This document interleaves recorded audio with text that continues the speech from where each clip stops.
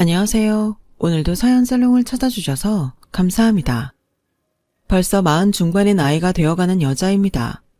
저는 나이는 많지만 결혼한 지 얼마 안 된 새댁이에요.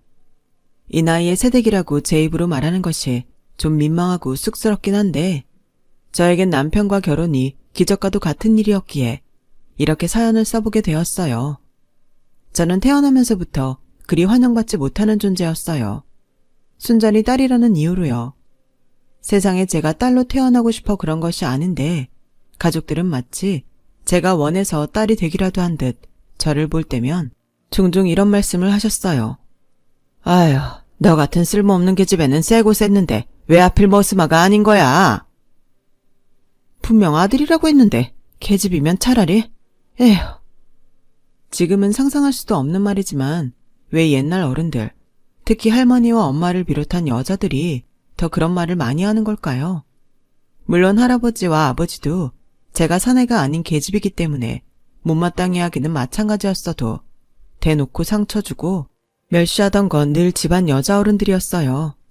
저의 인생은 어리고 크고를 떠나 언제나 계집이라고 차별받고 갖은 멸시를 당하며 살아야 했는데 그 바탕에는 더 억울한 사연이 숨겨져 있었어요. 저희 집엔 제가 태어나기 전에 이미 언니만 4명이 있었고 엄마는 아들을 낳기 위해 정말 안 해본 짓이 없었다고 했는데 하필이면 저를 낳기 전에 용하다는 무당을 찾아간 것이 화근이었어요. 이번엔 분명히 아들이야. 방울 2개가 보여. 금줄 튼튼한 걸로 준비해. 정말요? 저 이번에 정말로 아들 낳을 수 있어요. 우리 산신령님을 못 믿는 거야. 분명 사내야. 이 말을 들은 저희 엄마는 마치 당장 아들을 낳기라도 한 듯 잔뜩 신이 나셨죠. 때마침 제가 들어서자 아들이라고 철석같이 믿었대요. 그런데 막상 낳고 보니 제가 기다리던 아들이 아닌 딸이었고 이번에는 분명 아들이라고 생각했기에 저희 엄마는 물론이고 온 집안 사람들이 충격을 받았대요. 그 역시 제 잘못은 아니었는데 저는 마치 큰 잘못을 하고 태어난 것처럼 집안의 천덕꾸러기가 되었어요. 그거 아니어도 서러운 일 많을 제 인생을 더욱 퍽퍽하게 만들었어요. 특히 엄마는 자신이 배 아파 낳은 자식임에도 불구하고 저에게 정 한 번을 주지 않아 보다 못한 큰언니가 엄마 대신 저를 챙기고 돌봐주었다는 말을 들었는데 그때 큰언니가 아니었다면 저는 어떻게 되었을까? 생각만 해도 아찔하기만 하네요. 어떻게 부모라는 사람들이 그럴 수 있을까요? 저는 나이가 이만큼 들어서도 그때의 저희 부모님을 이해할 수 없어요. 아니, 용서할 수 없어요. 하지만 그렇다고 그 어린애가 할 수 있는 일은 아무것도 없었고 그저 빨리 어른이 되어 집을 떠나는 날만 기다리고 또 기다릴 수밖에 없었어요. 다행히 엄마는 저를 낳고 1년 반 뒤에 남동생을 낳았어요. 어찌나 요란하게 잔치를 하는지 어린 꼬마였던 언니들이 남동생이 받는 대우가 부러우면서도 그 잔치 속에 속도 없이 좋아했었다는 말을 하더라고요. 저희 부모님은 집안에 아들이 없으면 큰일 나는 것으로 아는 사람들이었어요. 언젠가 너무 억울하고 서러워서 왜 아들과 딸을 차별하냐고 물어본 적이 있었는데 저희 엄마는 이렇게 말씀하셨죠. 그야 딸은 시집가면 끝이잖아. 아들은 부모도 복양하고 제사도 지내주고 그래서 집안에 아들은 꼭 있어야 하는 거야. 또 많으면 많을수록 좋은 거고. 아휴, 그때 네가 아들이었으면 얼마나 좋았니? 망할 점쟁이. 그때 분명 아들이라고 해놓고 내가 찾아가 한바탕 엎어버리려고 했는데 벌써 토끼고 없더라. 엄마도 여자면서 왜 그래? 엄마도 할머니가 여자라서 뭐라고 했어? 너도 시집가면 알게 돼. 엄마가 너 낳고 네 할머니한테 얼마나 구박을 받았는지 알아? 산후조리도 제대로 못했어. 근데 정민이를 딱 낳으니까 어떻게 됐냐? 할아버지가 엄마한테 돈도 100만 원이나 턱 주고 네 할머니가 그렇게 무시하더니 이젠 아들 낳았다고 떠받들어 주잖아.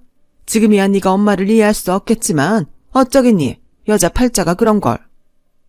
저는 그 뒤 나는 나중에 어른이 되어서도 결혼 같은 건 하지 않겠다고 결심했어요.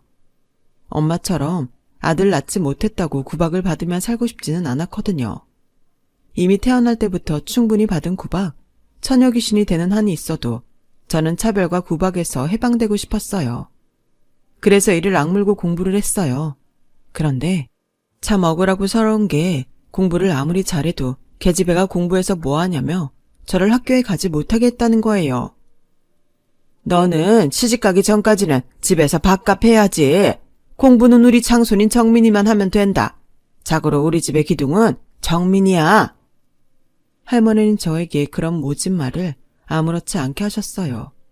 그리고 엄마도 할머니 눈치 때문인지 아니면 자기도 할머니와 같은 생각인지 제 편이 되어주지 않았는데 그럴 때마다 엄마는 저에게 원래 딸은 그런 거라니까. 억울하면 아들로 태어나지 그랬니? 그냥 네 팔자를 받아들여. 라고 하셨어요. 그래서 저는 저뿐만 아니라 다른 집 딸들도 다 그렇게 사는 줄 알았어요. 하지만 학교에 들어가 다른 친구들을 보니 딸이라고 예쁨 받고 귀하다고 대접받는 딸들도 많았고 상대적으로 비교가 되니 저는 더 비참함을 느껴야 했어요. 물론 제 위의 언니들도 저와 크게 다르진 않았죠. 언니는 화 안 나? 화 나지. 근데 뭐 우리가 힘이 있어. 그냥 어른 돼서 시집갈 때까지 참는 거야. 맞아. 나도 그래. 여기만 아니면 어디든 다 좋아. 큰 언니를 봐. 중학교 졸업하자마자 아빠가 기숙사에 있는 공장으로 보냈잖아. 맞아. 나도 곧 있으면 중학교 졸업하는데 그럼 나도 언니처럼 공장에 가야겠지? 진짜 너무해. 우리가 뭐 정남이 학비 버는 시다발이야? 그래도 중학교까지 보내주는 게 어디야? 난 이제 그것도 가지 말라고 할까봐 무서워. 다른 애들은 학교 가는 날이 제일 싫다고 하는데 난 학교 못 갈까봐 걱정이라니까. 맞아요. 저도 그게 가장 걱정이었어요. 저는 기를 쓰고 공부를 했기에 선생님들이 참 예뻐라 해줬거든요. 그래서 저는 집보다 학교가 더 좋았고 학교가 좋고 공부가 좋으니 저의 성적은 늘 상위 그룹이었어요. 우리 현숙이는 머리도 좋아서 뭐가 돼도 정말 잘할 거야. 집에서도 좋아하시지? 선생님도 현숙이 같은 딸이 있으면 소원이었겠다. 운이 좋게 학년이 바뀔 때마다 저의 담임을 하던 여자 선생님은 저를 그렇게 말하며 칭찬하셨어요. 저는 그런 소리를 들을 때마다 선생님의 딸이 되고 싶다고 말하고 싶을 정도였죠. 그런데 계집애라고 학교에 가지 못하게 한다면 저는 누구한테 그런 칭찬을 받을 수 있겠어요. 그래서 저는 최대한 집안 어른들의 신기를 건드리지 않았어요. 그래서 무사히 중학교까지는 졸업할 수 있었는데 위에 언니들이 그랬듯 고등학교 진학은 언감생심, 꿈도 꾸지 못했어요. 계집애가 그만큼 배웠으면 됐다. 옛날 같으면 국민학교 문턱에도 못 가는 계집애야. 계집애가 배운 게 많으면 사는 게 골아프다. 이제 너도 언니들 따라서 돈 벌어. 너도 그동안 키워준 값은 해야지. 저 그동안 밥값 충분히 하고 살았어요. 밥 매라고 하면 밥 매고 집안일 하라고 하면 했잖아요. 엄마 정말 너무해요. 뭐? 네가 밭을 맨다고 돈이 나와? 네가 살림을 한다고 돈이 나오냐고. 억울하면 시집가. 지금 생각해도 손이 파르르 떨려요. 요즘 같으면 상상도 할 수 없는 일인데 그 소리를 듣고 저희 엄마는 괜히 본전도 못 찾을 걸 멍청하다고 저를 타박하셨어요. 다른 집 엄마 같으면 편이라도 들어주거나 덜혼나게 막아라도 줄 텐데 저희 엄마는 때리는 시어머니보다 말리는 시누이가 더 밉다고 저를 봐도 못 본 척했고 오히려 저를 남동생과 비교하며 이렇게 말했어요. 삼신할머니도 진짜 너무해. 공부머리를 주려면 우리 아들한테 줘야지. 왜 아무짝에 쓸모도 없는 쟤한테 줬을까? 우리 집 장손이 잘 돼야 우리가 잘 되는 건데 이게 다 저놈의 기집애가 우리 아들 목까지 다 뺏어서 그래. 팔자도 독한 년? 저는 엄마한테 그 소리를 듣고 정말 집을 나가야겠다고 생각했어요. 그래서 집을 나가기 전에 중학교 선생님을 찾아가 펑펑 울며 하소연을 했고 저의 사연을 들은 선생님은 그런 제가 가여웠는지 저의 학비를 대신 내주시겠다고 하셨어요. 대신 저에게 한 가지만 약속을 하자고 하시면서요. 선생님은 아직 어린이가 그렇게 힘들게 사는지 몰랐어. 공부를 그렇게 좋아하는데 선생님이 학교 보내줄게. 대신 공부 진짜 열심히 하는 거다. 세상엔 공부만 잘해도 할 수 있는 일이 무궁무진하게 많아. 선생님은 우리 현숙이가 기회만 있으면 뭐든 할 수 있을 거라고 믿어. 선생님이랑 약속할 수 있지? 저는 산타도 믿지 않고 하나님도 믿지 않지만 저에게 그날 선생님은 산타였고 하나님이었어요. 그리고 나중에 알게 된 사실인데 선생님도 그리 형편이 넉넉하지는 않았더라고요. 그런데요, 제가 선생님의 도움으로 고등학교에 진학할 수 있게 되자 집에서는 난리가 났고 할머니, 엄마, 아빠, 할아버지까지 무슨 꿍꿍이로 그러냐며 목에 핏대를 세우는데 누가 저의 가족인지 의심스럽더라고요. 아무튼 그런 우여곡절 끝에 저는 고등학교에 진학했어요. 마음에 빚이 있기에 죽기 살기로 공부를 했어요. 당연히 목숨 걸고 공부하는 저를 따라올 친구는 없었어요. 내심 대학도 가고 싶었던 저는 장학금이 아니면 절대 대학 입학은 꿈도 꿀 수 없다고 스스로 채찍질을 했는데 제가 고등학교에 다니는 동안 저희 집엔 여러 가지 일들이 일어났어요. 우선 큰언니가 어린 나이임에도 불구하고 결혼을 했고 둘째, 셋째 언니는 각자 남자와 눈이 맞아 도망을 갔어요. 마지막 언니는 교통사고로 세상을 떠났죠. 그리고 할머니와 할아버지가 3개월 차이로 돌아가셨고 남동생은 공부를 지지리 못해 집에서 멀리 떨어진 이름도 생소한 고등학교에 겨우 입학을 시켰는데 남동생한테는 미안하지만 저런 것도 아들이라고 싸고 드는 엄마 아빠 참 한심스럽게 느껴졌죠. 그리고 할머니 할아버지가 돌아가시면 그래도 뭔가 달라지지 않을까 내심 기대했던 저는 더욱 집에 오만 정이 떨어지고 말았는데 그건 저희 엄마 때문이었어요. 그때 알았어요. 엄마는 그동안 할머니 눈치를 보느라 저를 비롯한 딸들에게 그런 것이 아니었고 오로지 자기가 낳은 아들이 잘 돼서 자기한테 효도하기만을 바랬던 것을요. 정민아, 너 요즘 왜 이렇게 공부를 안 해? 네가 잘 돼야지. 넌 우리 집의 기둥이고 희망인데. 엄마, 난 공부 싫어. 머리도 나쁘고 별로 대학 가고 싶은 마음도 없다니까. 그냥 막내 누나한테 공부하라고 해. 누나는 여자잖아. 누나가 공부를 해봤자 시집가면 그만이야. 네 누나가 잘 돼봤자 남 좋은 일 시켜주는 거라고. 그래도 누나는 엄마 아빠가 아니어도 도와주는 사람이 많잖아. 으휴, 속 터져. 그러니까 엄마가 이렇게 억울하지. 왜 같은 엄마한테서 태어났는데 너는 왜 그래? 분명 네가 안 해서 그렇지 머리는 좋을 거야. 정민아, 오늘부터라도 죽기 살기로 해. 그 소리를 방문 밖에서 듣던 저는 하마터면 박장대소를 할 뻔했어요. 저도 누나긴 하지만 제 동생은 공부하기엔 의지도 약하고 유혹에도 약했거든요. 그런 애한테 지금부터 죽기 살기로 하라니. 저는 그때부터 반드시 성공해서 엄마에게 내가 옳았다는 걸 보여줘야 한다는 마음을 가졌고 동기부여가 확실하니 공부는 더욱 잘 되더라고요. 그런데 엄마도 그런 제 마음을 알았을까요? 제가 집에서 공부를 좀 하려고 하면 이거 해라 저거 해라 부려먹었죠. 제가 밤늦게까지 공부를 하면 무슨 전기가 그렇게 아까운지 꼭 큰 소리가 났어요. 아니, 돈 한 푼 못 벌어오는 게 어디서 전기를 펑펑 써.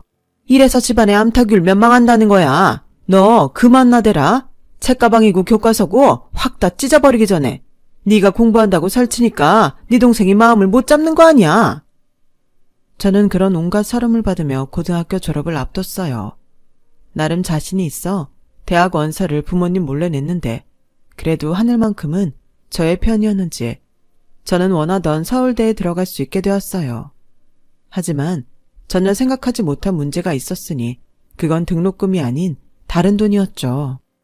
저는 장학금만 받으면 다 되는 줄 알았는데 생각보다 대학을 간다는 건 돈이 많이 드는 일이더라고요. 그렇다고 여태 저를 도와준 선생님에게 또 도움을 바랄 수는 없는 노릇이고 저는 난감할 수밖에 없었는데 결혼한 큰언니가 뜻밖의 저의 졸업식에 찾아왔어요. 아무도 제 졸업식에 오지 않을 거라고 생각했는데 언니는 어디서 알았는지 제 졸업식에 꽃다발을 들고 찾아와 주었고 여태 저에게 학비를 대준 선생님도 함께 자리를 가졌는데 언니가 먼저 저에게 돈 봉투를 건네주었어요. 이거 받아. 대학만 붙으면 뭐해? 가서 방도 없고 교재도 사려면 돈이 필요하잖아. 집에서 너한테 그런 돈을 해줄 리도 없고 언니가 그동안 아무것도 못 해줬지만 이건 언니가 꼭 해주고 싶어서 모았어. 언니 고마워. 나 솔직히 걱정 많이 했어. 대학 붙었는데 돈 없어서 못 가는 거 아닌가 무서웠어. 언니 나 이 은혜 꼭 갚을게. 진짜 꼭 갚을게. 나 진짜 언니 아니었음 어떻게 살아나 싶은데 언니가 나 여러 번 살려준다. 정말 고마워. 그리고 선생님 정말 감사했습니다. 꼭 성공해서 그동안 도와주신 은혜 몇십 배로 아니 몇백 배로 갚을게요. 두 사람 아니었으면 어떻게 살았을까 상상도 안 돼요. 현수가 선생님이 너한테 바라는 건 딱 하나야. 네가 너의 재능을 펼치면서 행복하게 사는 거. 그거면 선생님은 충분해. 넌 내 제자잖아. 그것도 아주 대견하고 자랑스러운 제자. 세상에 이런 제자가 있는 선생님이 몇이나 되겠니? 오히려 선생님은 3년 동안 잘해준 네가 고마워. 저는 이렇게 또 도움을 받고 꿈에서 바라던 집을 나을 수 있게 됐어요. 제가 대학이 있는 서울로 가겠다고 하자 저희 엄마와 아빠는 저를 막으며 여태 키워준 값을 내놓을 거 아니면 갈 생각도 하지 말라고 하는데 이즈음 되니까 정말 이 사람들이 제 친부모가 맞는지 의심스럽더라고요. 저는 마치 도망치듯 집을 나왔어요. 그래서 가져온 짐은 옷가지랑 언니가 준 돈이 전부였고 저는 다시는 집에 돌아오지 않겠다는 마음으로 진정한 독립을 하게 되었어요. 비록 생활비를 벌어야 해서 아르바이트를 하며 공부하는 가난한 대학생이었지만 차별과 멸시가 없는 이 세상이 저는 천국과도 같았어요. 그리고 언니와 선생님에게 약속했듯 성공하기 위해 대학에 들어와서도 그 흔한 미팅도 하지 않고 또 공부에 열을 올렸는데 이런 저를 보고 같은 학과 동기들은 혀를 내둘렀어요. 넌 공부가 그렇게 좋아? 난 대학 오르고 평생 할 공부를 다 해서 이젠 하기 싫어. 이젠 캠퍼스 생활을 누려야지. 아까운 시절 다 간다. 저는 그런 말을 하는 친구에게 그냥 미소로 대답을 대신했어요. 저는 4년 동안 장학금을 받지 못하면 대학에 계속 다닐 수 있는 몸이 아닌데 그런 사정을 누가 알겠어요. 그렇다고 저 역시 자존심이 있으니 표내고 싶지 않았고요. 그렇게 저는 공부가 아니면 안 된다는 마음으로 4년을 살았어요. 비록 4년 동안 마음 한번 편히 놓고 살지 못했지만 그런 노력 덕에 저는 우수한 성적으로 대학을 졸업할 수 있게 되었고 교수님들도 저를 좋게 봐주셔서 꿈에 그리던 공기업에 추천을 받아 들어갈 수 있게 됐어요. 성적도 좋고 토익 점수도 좋고 교수님 추천서도 있었으니 그야말로 취업에는 저를 넘어설 자가 없었죠. 그런데요, 이즈음 저는 집 생각이 났어요. 당연히 그리움과 같은 그런 감정이 아니라 정반대로 당신들 도움 없이도 나는 이렇게 훌륭한 직장에 들어가 초봉부터 높은 연봉을 받게 되었다고 말하고 싶었거든요. 그래서 첫 월급을 받은 날 저는 금이환영하듯 선물과 먹거리를 사들고 집으로 갔어요. 그리고 때마침 집에 놀러온 이웃 아주머니가 엄마와 함께 계셨는데 저를 보시고는 반가운 듯 호들갑을 떠시며 이렇게 말씀하셨어요. 어머, 누구야? 현숙이잖아. 너 서울대 갔다는 말은 들었는데 신수가 아주 훤해졌구나. 그래, 취직은 했니? 네, 저 공기업에 다니고 있어요. 어머나 세상에, 거기는 가고 싶다고 아무나 갈 수 있는 데가 아니잖아. 자기 정말 좋겠다. 맨날 재수하는 아들 생각하지 말고 이렇게 혼자 자라는 딸도 생각해. 얼마나 대견해. 대견하기는 무슨? 너 여기 왜 왔어? 좋은데 취직했다고 자랑하러 왔냐? 어머, 미숙 엄마 왜 그래? 오랜만에 딸이 엄마 보고 싶어서 왔는데. 나는 이만 가볼 테니까 좋은 시간 보내. 맛있는 것도 좀 해주고. 알았지? 무슨 개코 같은 소리야. 내 아들 입에 들어가는 것도 아닌데. 엄마, 오랜만에 본 딸한테 할 소리가 그것밖에 없어? 그래, 없다. 난 너 같은 계집이 성공하는 건 바라지도 않아. 어차피 넌 시집가면 남이잖아. 네가 우릴 모실 것도 아니고 우리 죽으면 제사를 치러줄 것도 아닌데 난 필요 없어. 혹시나 했는데 역시였네. 알겠어. 그리고 이왕 산 거니까 두고 갈게. 버리든지 먹든지 마음대로 해요. 야, 그래도 자랑질하러 집에 왔는데 이게 다야? 돈봉투 같은 건 없어? 돈봉투? 그래, 딸 자식이 집에 오면서 그런 것도 준비 안 한 거야? 그리고 원래 시집가기 전엔 돈 벌면 집에 따박따박 돈도 붙이는 거야. 네 언니들 공장에서 일하면서 다 그랬는데 너만 안 하려고? 내가 왜 돈을 보내야 하는데? 왜긴, 내가 너 세상 빚보게 해줬잖아. 누구 덕에 네가 그러고 사는데? 저는 어이가 없었어요.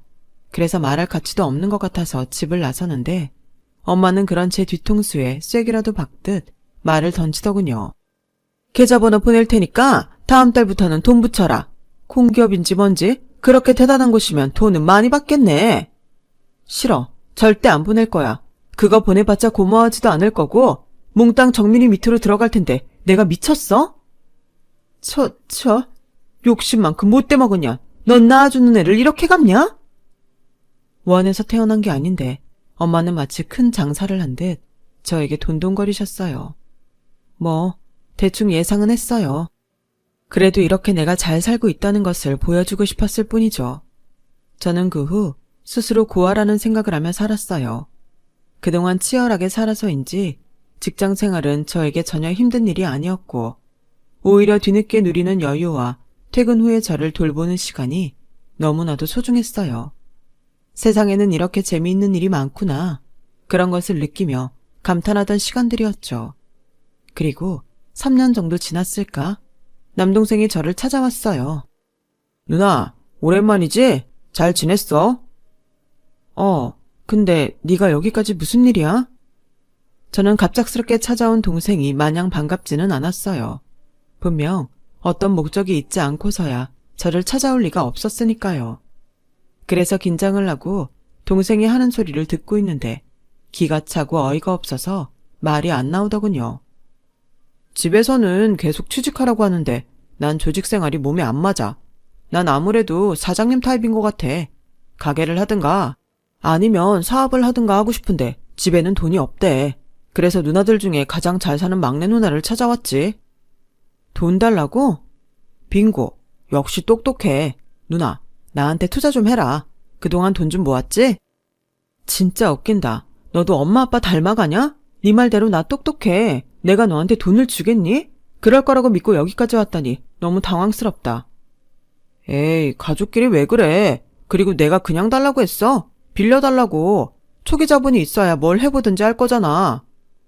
됐어. 조직 생활도 몸에 안 맞는 네가 무슨 조직을 만들어? 너 줄 돈 없으니까 돌아가.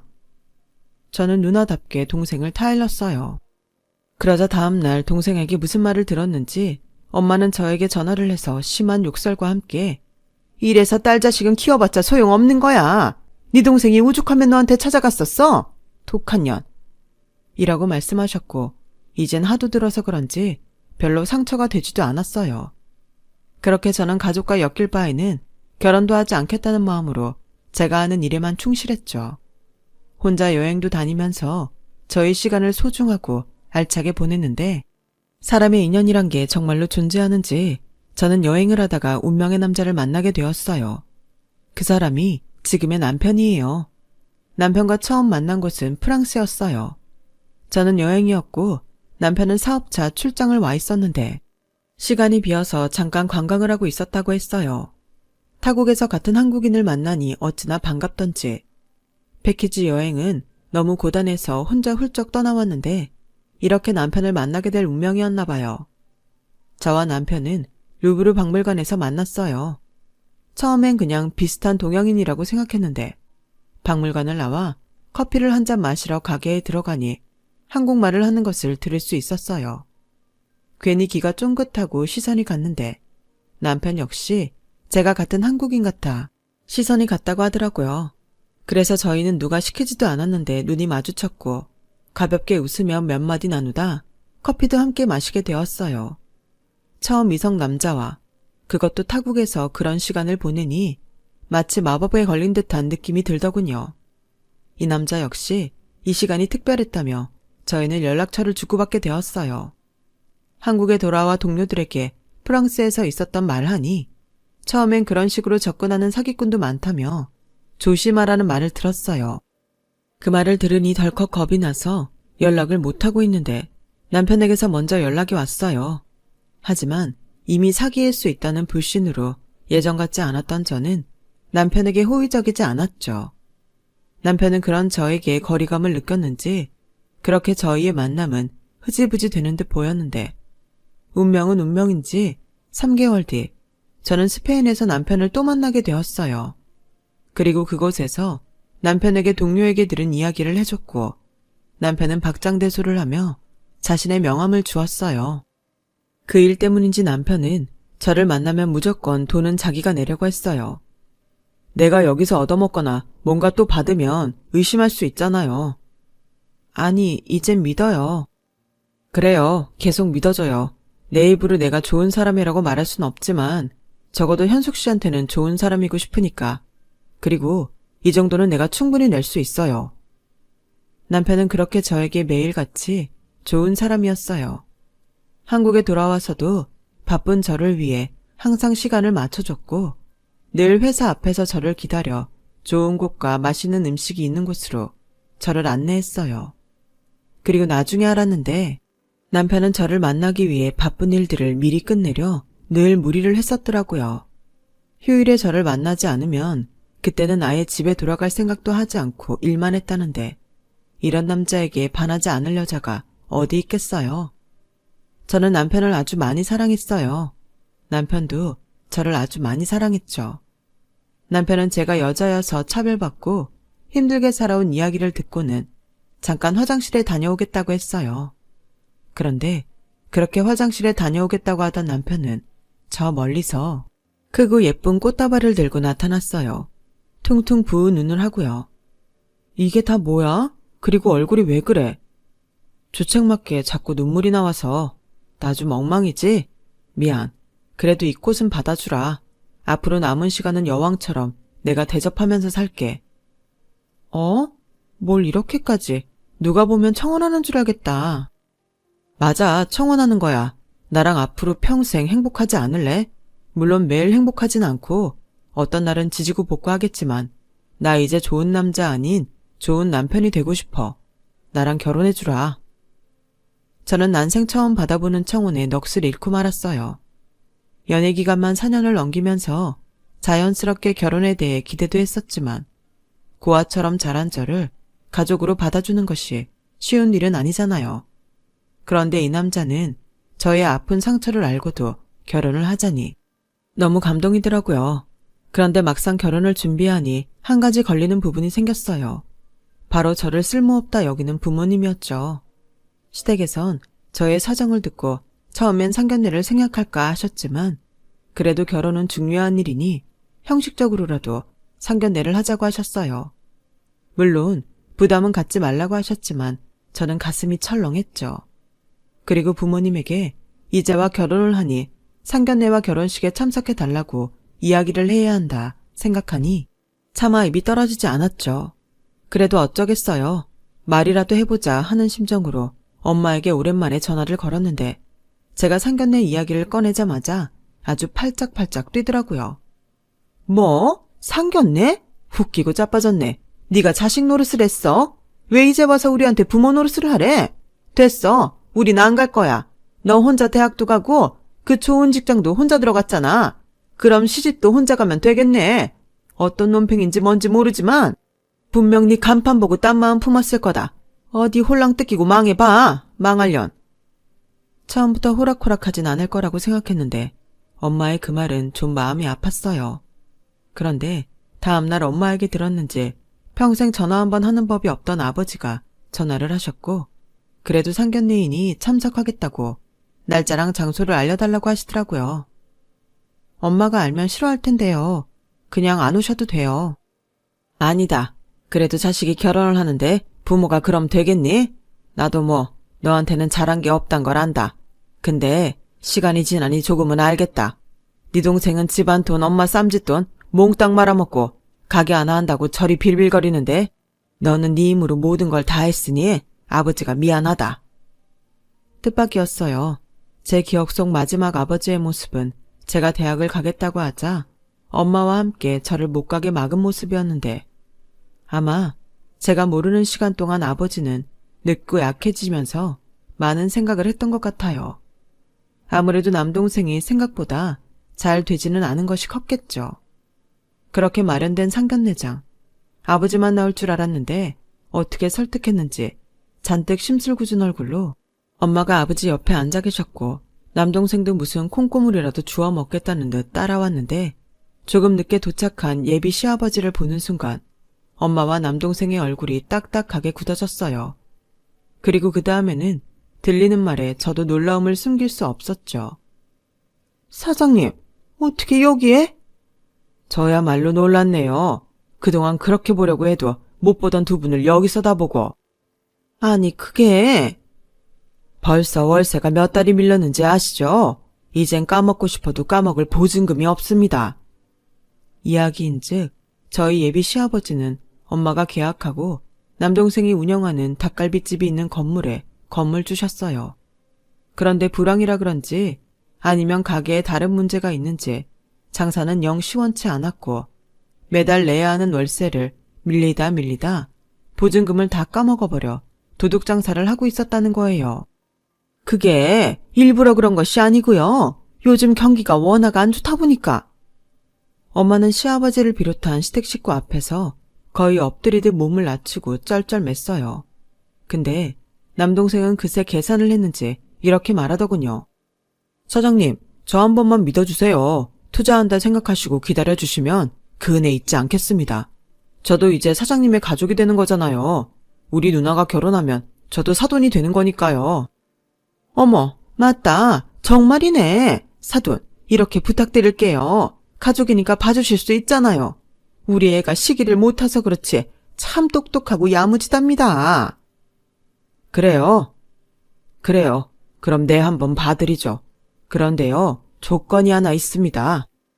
시아버지는 무슨 생각이신지 저도 부끄러운 저희 엄마와 동생에게 쉽게 그러겠다고 하셨고 그 조건이라는 것을 말씀하시는데 저는 그만 눈물을 쏟고 말았어요. 듣자 하니 우리 집 며느리 될 아이가 상처가 많은 것 같습니다. 요즘 세상에 아들, 딸 차별이라니 저도 같은 부모로서 이해가 가지 않고 마음이 아프더군요. 저렇게 장하고 대견한데. 그래서 말입니다. 제 며느리에게 사과를 하세요. 무릎 꿇고 제대로 비세요. 그쪽 딸이긴 하지만 이젠 제 하나밖에 없는 며느리입니다. 저는 제 며느리 가슴 아프게 하는 사람 절대 봐줄 생각이 없어요. 그러니 당장 쫓겨나기 싫으시면 여기서 사과하시죠. 시아버님은 단호하셨어요. 그리고 저희 아버지도 아무 말도 하지 못하셨고요. 저희 엄마는 차마 자존심 때문에 시아버지가 하라는 대로 무릎 꿇지 못했지만 남동생은 이게 기회다 싶었는지 덜썩 무릎을 꿇었고 자존심 때문에 이러지도 저러지도 못하는 엄마에게 빨리 자기처럼 무릎을 꿇으라고 닥달을 하더군요. 뭐해, 빨리 꿇어. 사장님이 봐준다고 하시잖아. 누나, 내가 정말 잘못했어. 나 앞으로 평생 누나한테 충성하면서 살게.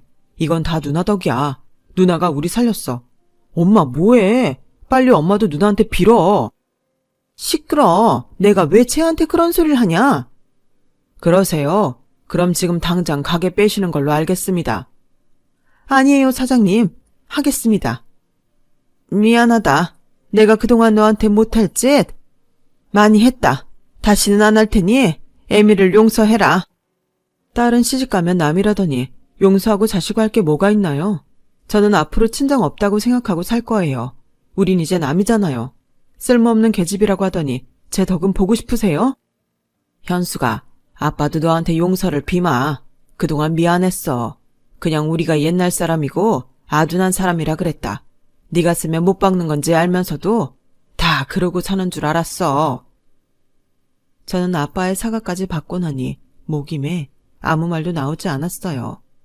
그러자 시아버지는 저의 손을 꼭 잡고 또 남편의 손을 꼭 잡으며 이런 말씀을 해주셨는데 저는 지금도 그 말씀을 잊지 않고 새기고 또 새기고 있답니다. 사람이 한치 앞을 못 본다. 분명 니네 부모님은 너한테 큰 잘못을 했어. 하지만 그렇다고 낳아주신 부모님의 은혜까지 저버려서는 안 돼. 이렇게 너한테 용서를 빌었으니 너도 너희 부모님께 기회를 드려. 그래야 나중에 네 마음도 편하다. 시아버지는 그 말씀을 끝으로 저희 엄마에게 다시는 저를 괴롭히지도 모욕적인 말을 하지도 않겠다는 각서를 받으셨어요. 그리고 상견례를 마치고 드디어 결혼식을 올렸고 시어머니는 저를 찾아와 품에 꼭 안아주시더니 이런 말씀을 해주셨죠. 아가, 드디어 이제 네가 내 며느리가 됐구나. 그동안 마음고생 몸고생 많았지? 이젠 내가 너를 딸처럼 귀하게 여기마. 나는 아들 하나밖에 없어서 너 같은 딸을 꼭 갖고 싶었거든. 하늘이 드디어 오늘 내 기도를 들어주시는구나. 우리 앞으로 잘 지내자. 그 후 저는 정말로 시어머니와 친엄마, 친딸 같은 사이로 지내고 있어요. 뭐든 좋은 것을 보면 시어머니는 제 생각이 난다고 하셨고 고생은 그동안 많이 했으니 이젠 사랑받고 누리고만 살라고 하시는데 제가 무슨 복이 이리 많나 싶어요. 그리고 저는 결혼 후 은혜를 입은 큰언니와 선생님에게도 나름의 보답을 하며 감사의 마음을 전했는데 오히려 언니와 선생님은 제가 이젠 행복할 수 있게 되어 다행이라며 자기 일처럼 기뻐하셨어요. 이제 보니 저의 주변엔 정말 고마운 사람들이 많았음을 새삼 깨닫게 되었어요. 비록 저를 낳아준 친부모에겐 잊을 수 없는 온갖 수모를 다 겪어야 했지만 그런 시간이 있었기에 지금의 이 감사가 얼마나 크고 소중한지 알 것 같습니다. 저는 앞으로 제가 받은 고마움을 제 주변 사람들에게 똑같이 베풀며 살려고 해요. 이미 너무 많은 복을 받아 이걸 어떻게 다 갚을까 벌써부터 걱정이 되기도 한데 이런 마음으로 호호 할머니가 될 때까지 남편과 함께 좋은 일 많이 하자고 약속을 했네요. 부디 이 약속이 끝까지 지켜지길 바라며 지금까지 저의 이야기 들어주셔서 대단히 감사합니다. 오늘도 내일도 건강하시고 행복하세요. 여러분, 사연 댓글의 응원과 현명한 조언 부탁드려요. 좋아요와 구독은 저에게 큰 힘이 됩니다. 오늘도 좋은 일 가득하세요.